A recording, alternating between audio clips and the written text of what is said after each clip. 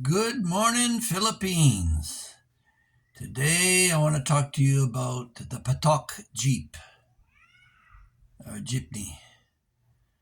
Many have said they've ridden jeepneys in the Philippines, but unless it's a Patòk Jeepney, you haven't received the full experience. At the end of the World War II, the Americans had a whole bunch of Jeeps stuck over in the Philippines that they couldn't find a economic way to ship back to America, and what the resale value there wouldn't be substantially different from what it was in post-war Philippines. So they left a lot of them here, and they were bought in bulk by the Filipinos, largely because the parts were kind of universal and they're principally bought for parts. But what emerged out of that was a transformation of the vehicle with an extended bed and could carry a capacity of up to 20 passengers. And these were used as a cheap form of transportation long before the Philippines had any substantial infrastructure in terms of roads, because these Jeeps were designed to travel over rough terrain, and that's what was all that was available at the time.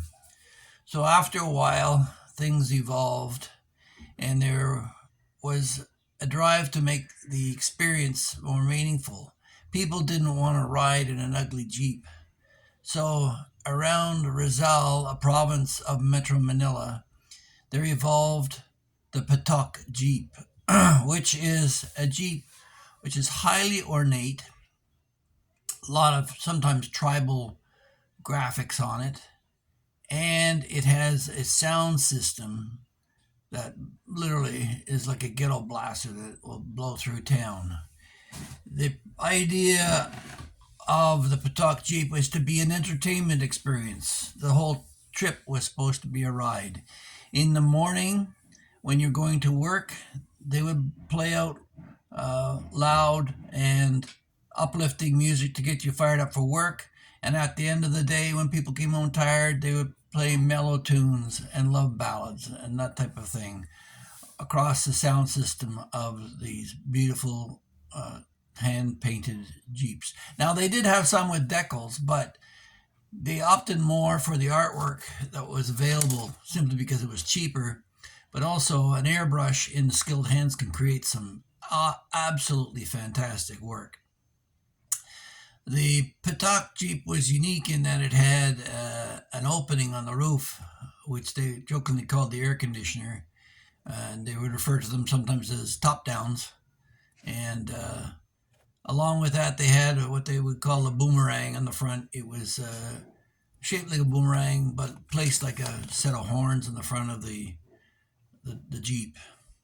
So these things were designed for a ride to be able to bank on corners, loaded up with people, and they would drive through the streets of Manila. And today there's over 50,000 Jeeps within the Manila area.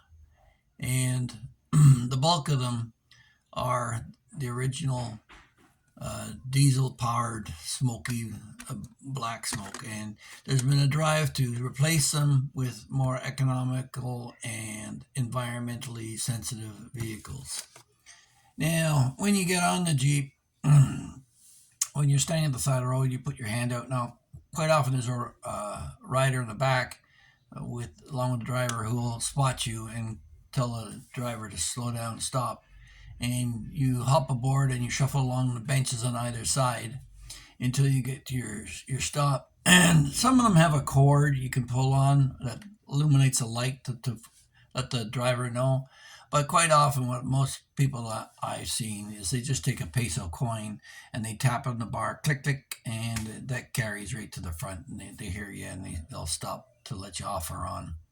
And people use them to transport anything and everything. I've seen like them loaded up full of bamboo poles, dragging out the back, and people riding and hanging off the back. But for the most part, it's a take as you will cheap form of transportation. There's no seat belts or any kinds of guarantees on that, and a lot of them are very old.